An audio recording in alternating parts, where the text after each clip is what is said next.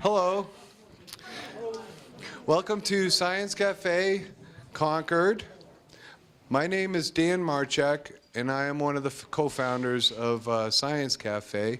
How many people have never been to a Science Cafe before? Quite a few. So I'll start by just telling you that we started doing Science Cafe sessions like this because we wanted to have a place where people could come together and talk about things from a perspective of science. We started in 2011, and since then we've hosted over 60 sessions on topics ranging from climate change, digital security, vaccinations, West Nile, electric cars, 3D printing, big data, you name it, we've touched on it. So the point of it is to educate New Hampshire people, help us all learn about topics, what's going on from a perspective of science. So we're very happy to have a panel of experts to join us to talk about these things. So one of the ambitions when we started was to have science cafes spring up around the state, and we didn't have any science cafes in New Hampshire when we started. And now there's one in Lebanon, there's one in Manchester, there's one in Concord, there's one in Nashua, there's one on the seacoast. So this has turned into a thing in New Hampshire where a lot of people are coming together and talking about things. So I think that's a sign of success and a sign of growth in our community. So tonight we're here to talk about, what did you say? Controlled environment farming. So this is something that's really interesting and really new, and I guess something that I'm interested in finding out more about. So we have two panelists. We were supposed to have three, but I think one guy must be stuck in traffic somewhere.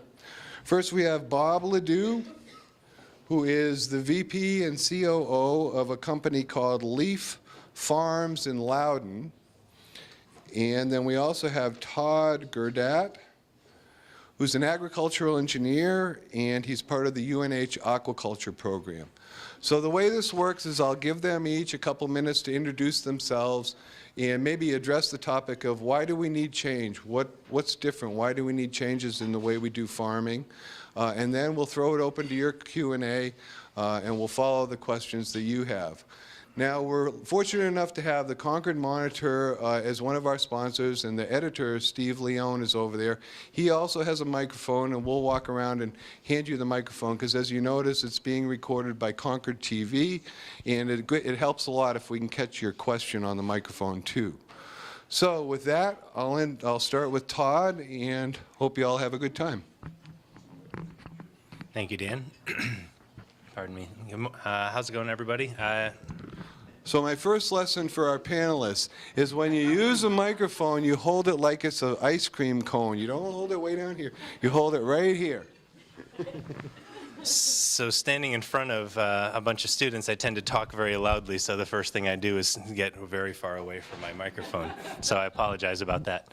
My name is Todd Gurdat. I'm an agricultural engineer, professor over at UNH. I'm housed both in the biological sciences as well as civil and environmental engineering, so I kind of dip my hands on both sides of the pool that nobody actually really wants to play in.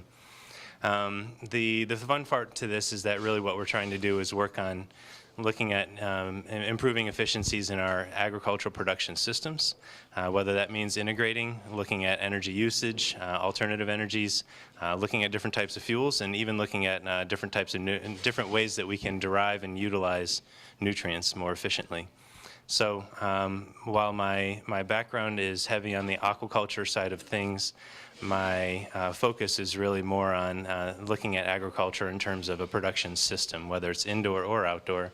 But here in New Hampshire, one of the things that I think many people probably are looking at more and more is this idea of protected agriculture or controlled environment agriculture, because we in New Hampshire have a very short growing season, 120 days or so, as opposed to where I hail from originally down in North Carolina, where we're more on the 220 to 240 day growing cycle.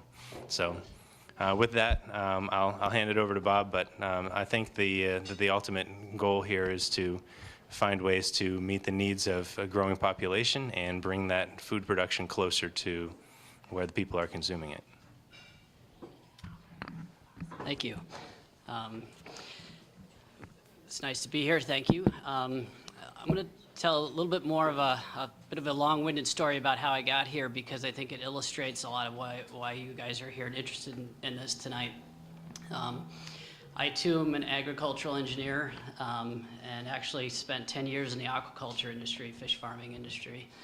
I was born in Brattleboro, Vermont, just not too far from here. My father was a large animal veterinarian, and so he was practicing in the Connecticut River Valley, good soils, lots of dairy cows. He wanted to start his own practice, so he found an opportunity in Cooperstown, New York, so I grew up there. I was very interested in agriculture. It was real farm country there, and it's pretty much all dairy farming. And as I grew up, got into high school, and decided what am I going to do for college? There's a lot of pressure to either be a veterinarian or get into the dairy industry. But I wanted something that wasn't such a mature industry. I wanted to be something new and exciting. And so Cornell was developing a program called Controlled Environment Agriculture at that point. It was housed in the Ag and Bioengineering department. And I decided I was going to be a fish farmer. And so I went off to Cornell and got involved in that, have lots of hands-on experience doing that, and ended up practicing in that industry for about 10 years. And this is all sort of indoor farming in what we call controlled environments. And during that time, I actually ended up back out in this area. So I ended up at UNH and did a project for about 4 years with a partner that I had who was from Stratham, New Hampshire. And during that time, I met my wife, which is my partner's sister. And they were in the dairy industry, so they had a dairy farm in Stratham.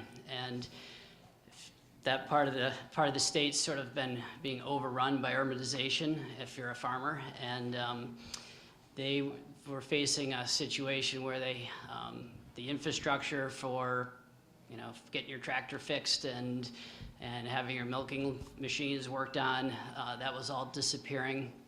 And people didn't like the smell, and there's a lot of pressure to get out of the dairy industry. And so they were looking at alternatives, and one of the concepts was this sort of controlled environment agriculture, and they were interested in greenhouses. And so my wife and I went back out to Cornell, where they had been developing this new concept for growing plants sort of year-round in greenhouses.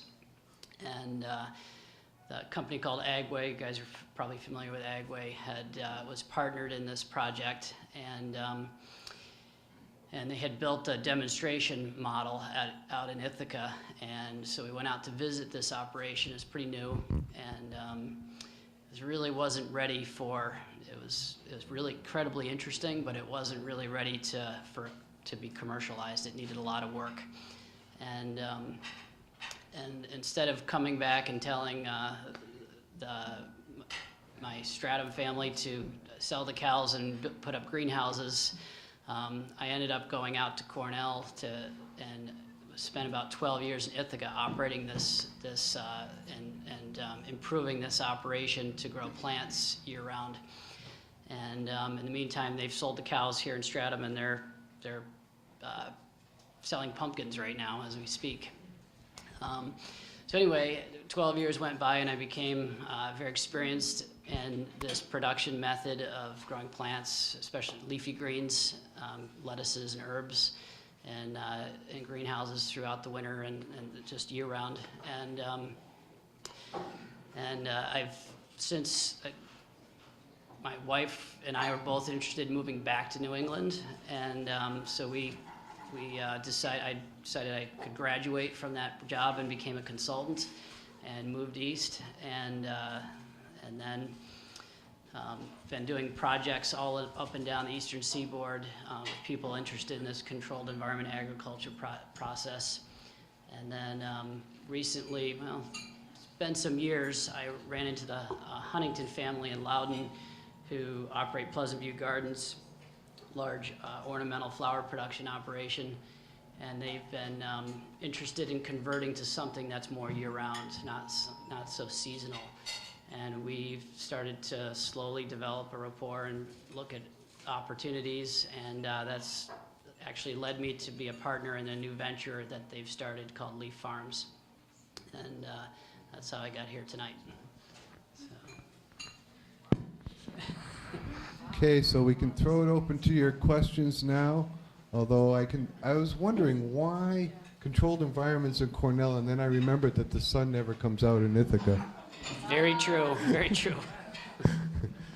All right, so I'll start with a question. Can one of you explain all of these cultures to us? Aquaculture, the hydroponics, and how do all these words relate, and what are the differences between them?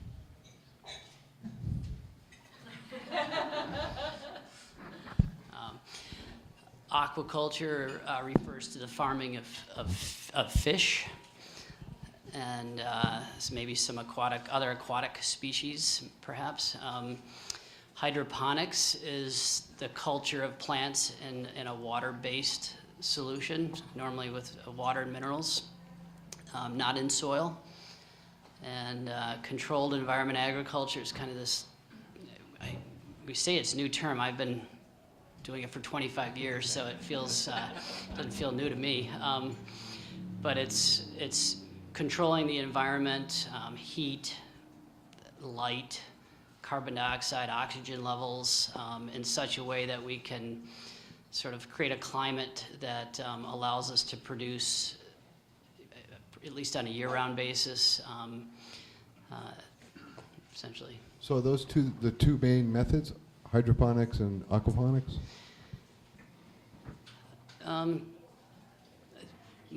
That's usually what people are referring to, either fish or plants, or a combination of the two, which would be aquaponics. So. Okay, so questions out there?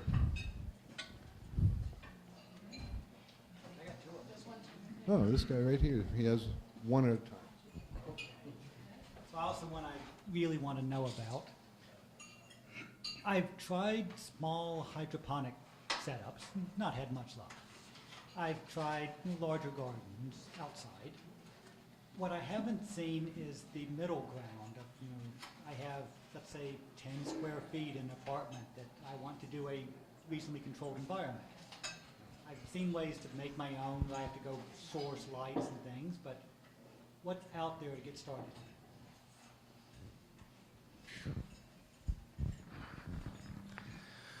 So the element of what's, so the question really is how do you take the information that's out there and turn it into something that you can do at home, I guess. So and depending on the scale, I think has a lot to do with what you are, what you're trying to accomplish. Is if it's a hobby versus trying to feed yourself versus some other goal. Certainly there's plenty of information that's out there via YouTube that will lead you one way or another, but at the end of the day, I think there's a lot of grower resources in terms of what nutrients are needed through some of the local greenhouses. We actually refer a lot to Griffin greenhouses, for instance, for some of our just general nutrient needs and so that we can make our own nutrient solutions. In terms of system components and how to design the systems and whatnot, this I think you'll find that what we call the backyard community is strong. The force with them is very strong, and the result is that because there's such a strong force, there are many different ideas on how to do it. The concepts are certainly there. You're looking at a tank full of water into which you dissolve your salts, your nutrients of some sort, and then you're pumping the water up to where the plant roots would be and then have it drain back down to that sump so that you have some sort of recirculating system. How you hold those plants and how you expose the water to the roots has everything to do with your method, and I think that method then has to do with the site and restrictions. from my experience, I've worked with CSAs, I've worked with charities, community groups, and homeowners, as well as full-scale farmers. And it's the designs, I think, run the full gamut. But one of the best places to go for a true design is back to the way the industry is doing it generally. If you look at the people who are doing this to make money off of it, they usually have a pretty decent setup. So I'm not necessarily sure that I could point you to any one website that would all of a sudden solve all of your woes and give you a perfect design that's out there. I think you just need to be discerning in your information and try and be more focused on a particular production system. That's a really long ramble to say, get good on Google. I don't know. What do you think, Bob? Do you have a suggestion? That was a nice answer. It's interesting question. What I find practicing in this industry, the easier environment for me to control is actually something larger. It's very difficult to control the environment in a small space. It's actually easier in a much larger space. If it's going to be in a small space, you sort of want to eliminate variables. If you're trying to grow plants, it's hard to control the temperature in a small place. So if you have sunlight or artificial light, it's almost easier to have just artificial light in a small environment.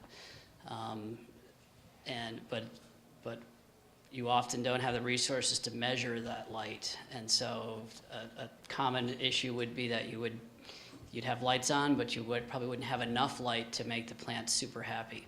If you had them in a real sunny location, you end up with a high heat load. You get a ton of heat that makes it more difficult to deal with.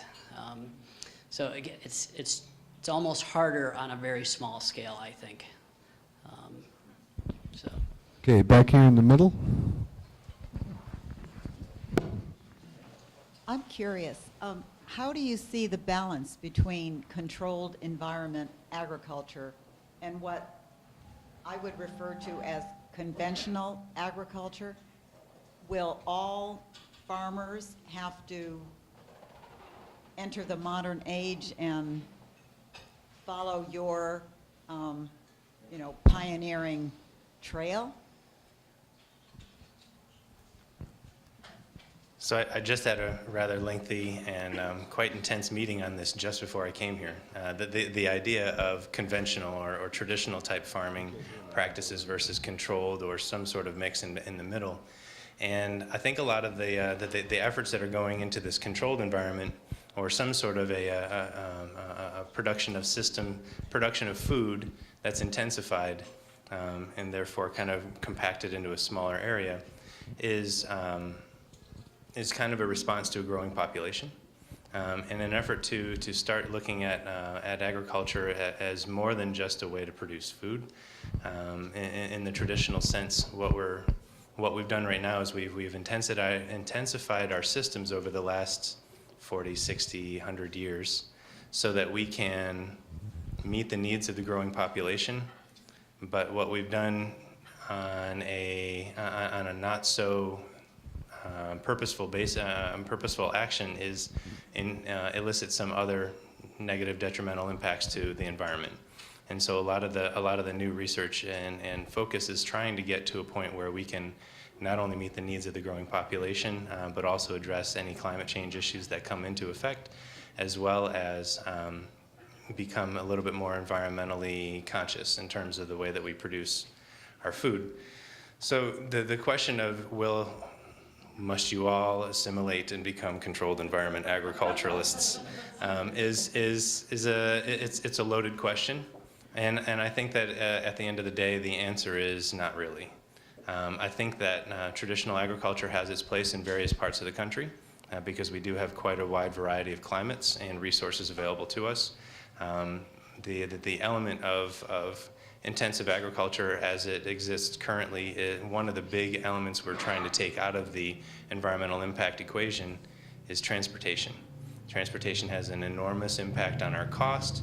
It has a lot to do with the way that our food is harvested. which impacts both the flavor as well as the quality, and ultimately an environmental impact in terms of emissions. So bringing it closer to us means that we're trying to get closer to our markets, which means we start competing for space, which means we need to be able to still make a buck at the end of the day, which is why we're trying to grow more in a smaller area, and this is where the intensification comes in. So on top of that, if we have a lot of people growing up in the Northeast, and we're relying heavily on food that's grown far, far away in places where some of those resources are not as abundant, say water in California, being able to produce something closer to the market may or may not benefit us both culturally but also economically. So yes, maybe no.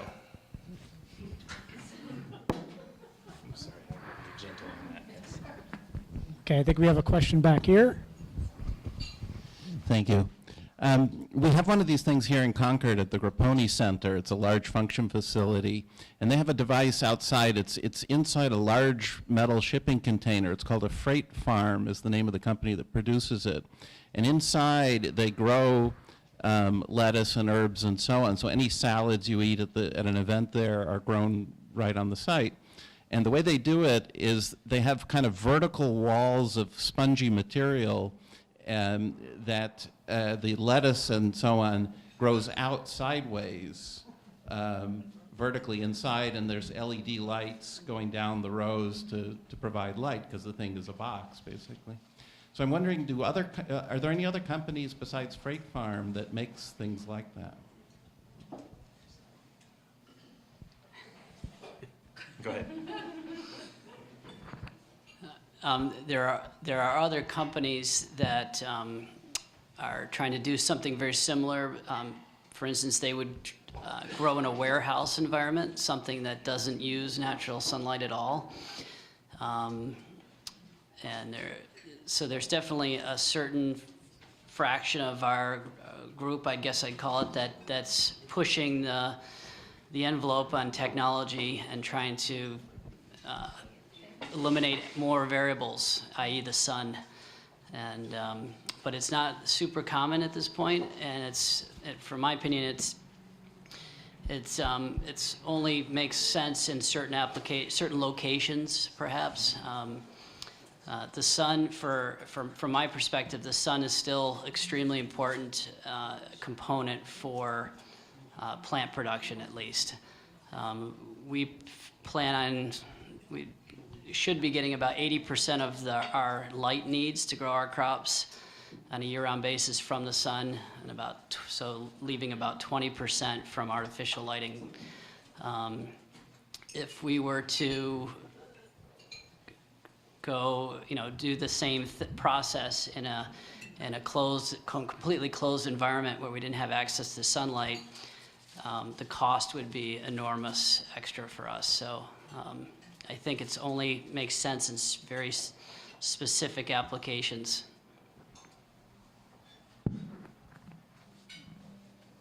So we have a question here.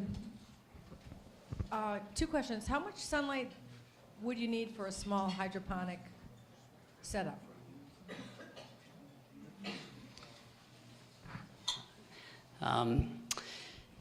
Just to keep them alive, or to grow them fast? And Well, let's say, yeah, it's just a kit. That was going to be the second thing I said. There's a company in Merrimack that sells kits, and I got one for Christmas. It's just it's called Hydroponics.com.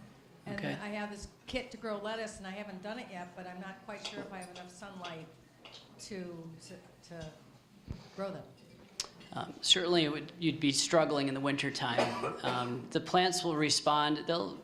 They can live with very little light, but they'll, what we call stretch, they'll search for light until they find enough to be happy, and so they'll stretch themselves right out and get long and stringy. So if your plants don't look like normal lettuce plants and they get this long stringy look to them, they're hungry for light. And so if you give them enough, they squat down and get more wide.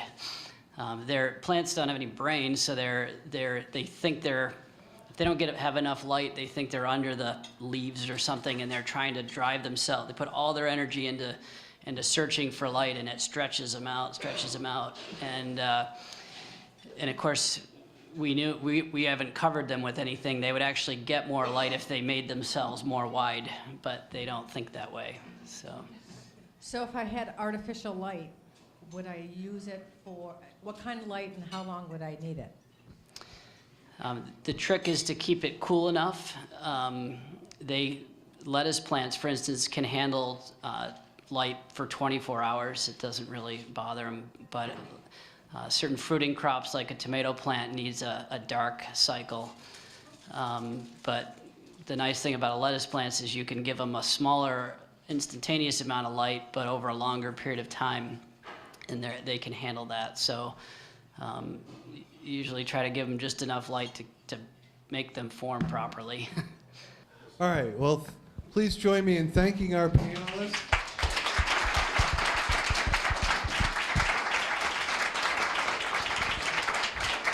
They did a really great job.